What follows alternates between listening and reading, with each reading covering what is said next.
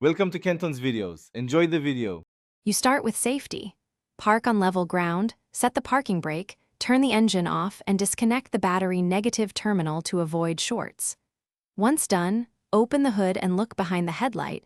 You want clear access to the bulb socket. If the air intake duct or a small fuse box cover obstructs the area, remove the few retaining clips or bolts.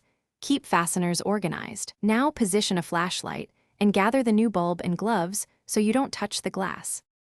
You'll now remove the old bulb. Reach to the rear of the headlight and press the wiring harness release. Gently pull it free.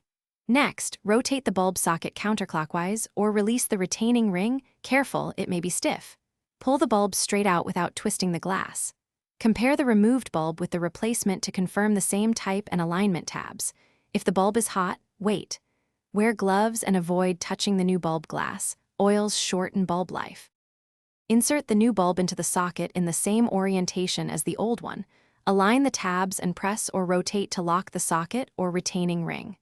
Once secured, reconnect the wiring harness, then reconnect the battery negative terminal. Turn on the headlights and verify the new bulb lights. Inspect both low and high beam functions.